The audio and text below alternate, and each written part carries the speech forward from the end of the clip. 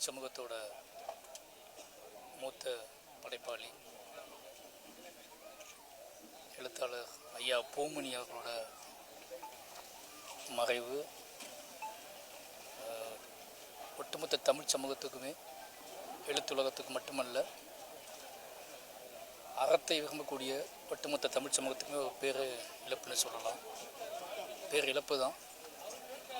ஏன்னா என்னோட நீங்கள் மாரி செல்வராஜ் மாதிரியான தெக்கத்தி இளைஞர்கள் பண்படுவதற்கு, பண்பட்டு தன்னோட வாழ்க்கையும் தன்னோட வாழ்க்கையின் பாடுகளையும், அந்த பாடுகள் குறித்து இருக்கக்கூடிய அரசியலையும், அந்த அரசியலுக்குள்ள இருக்கக்கூடிய அறத்தையும் விதைச்சதில் ஒரு முக்கியமான பங்கு ஐயா பூமணி ஐயாவுக்கு இருக்குது.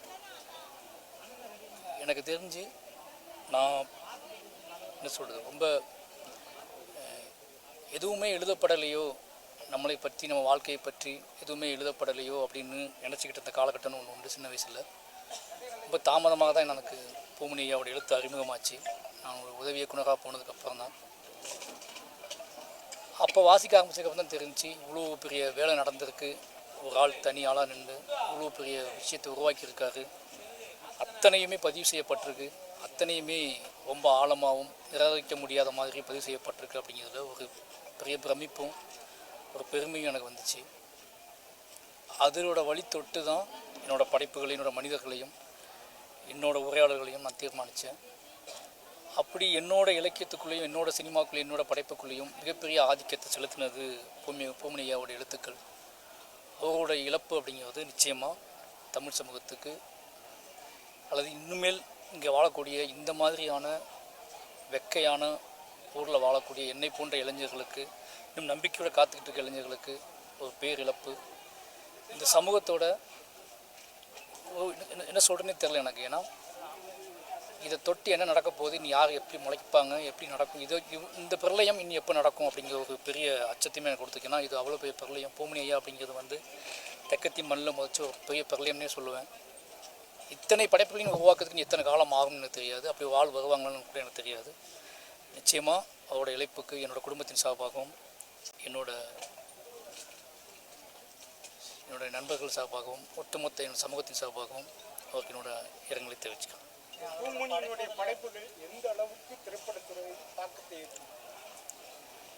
அது வாசித்தவங்களை பொறுத்து தான். எனக்கு நான் நீ சிறந்த படைப்பாளியாக இருக்கேன் அப்படின்னா, எனக்குள்ளே ஒரு அறம் இருக்குது, எனக்குள்ளே ஒரு வாழ்க்கை இருக்குது. அந்த வாழ்க்கைக்குள்ளே முக்கியமான விஷயங்கள் இருக்குது அப்படின்னு நீங்கள் நான் ஒரு சாதாரண ஊர்லேருந்து கிளம்பி நீங்கள் படம் பண்ணி அதை முக்கியமான படங்களாக கொடுத்துருக்கு அப்படின்னா, அதுக்கு பூமணி ஐயாவோட தாக்கம் ரொம்ப மற்றவங்க எப்படின்னு எனக்கு தெரியாது. எனக்குள்ள ஒரு மிகப்பெரிய பிரளயத்தை உண்டாக்குனதில் பூமணி ஐயாவோட எழுத்துக்களுக்கும் அவரோட வாழ்வுக்கும் ஒரு பங்கு இருக்குது. இல்லை, அதான் சொல்லலாம், என் வாழ்க்கையும் அவர் வாழ்க்கையும் ஒரே வாழ்க்கை தான். ரெண்டு பேரும் ஒரே வாழ்க்கை தான் வாழ்ந்துருக்கோம், ஒரே மண்ணில் தான் வாழ்ந்துருக்கோம், ஒரே கேள்விகளை தான் எதிர்கொண்டிருக்கோம், ஒரே மனிதர்களோடு தான் புழங்கியிருக்கோம். அப்படிங்கிறனால நான் என்னோடய பாடுகளையும் என்னோடய வாழ்க்கையை பாட்டு முடிச்சுட்டு பேசி முடிச்சுட்டு அதுக்கு அடுத்து அது நிகழும்னு நினைக்கிறேன். நன்றி. அதுக்கப்புறம் பூமணி ஐயாவோட நினைவுக்கு தமிழக அரசு ரொம்ப உண்மையாகவே மிகப்பெரிய மகிழ்ச்சியாக இருக்குது.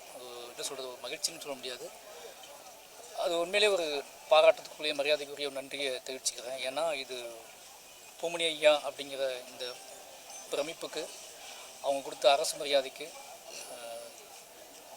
முதல்வர் ஜோசப் விஜய் அவர்களுக்கும் இந்த தமிழக அரசுக்கும் என்னோட குடும்பத்தின் சார்பாகவும் நன்றி தெரிவிச்சுக்கிறேன். நன்றி. அவரோட படைப்புகளை அரசு வனதாசன் ஒரு கோரிக்கை வச்சிருந்தாரு. பழைய முந்தைய எழுத்தாளர் பண்ணியிருக்காங்க. நிறைய எழுத்துக்கள் அது அவங்க குடும்பமாக அவங்களும் சேர்ந்து முடிவு பண்ணுறது. ஏன்னா ஒரு படைப்பாளிங்கிறத நம்ம தப்பு புத்தம் நம்ம சொல்லிட முடியாது. அதுக்கு அவங்க குடும்பம் இருக்காங்க, அவங்க நண்பர்கள் இருக்காங்க. அவர்கள் படைப்பு எப்படி வெளியே இதுக்கப்போ அந்த படைப்பு அவர் இல்லாதப்போ அவர் இருக்கிறப்போ அந்த படைப்புக்குள்ளே அவர் ஆளுமை செலுத்தினார், அவர் முடிவு எடுத்தார். இப்போ அவர் இல்லாத நேரத்தில் அந்த படைப்பு எப்படி மக்கள்கிட்ட போய் சேரணும், என்னவா இயங்கணும், யார் கைகளுக்கு போகணும், எப்படி போகணும் அப்படிங்கிறத முடிவெடுக்கிற முழு அதிகாரமும் அவங்க குடும்பத்துக்கும் நண்பர்களுக்கும் இருக்குது.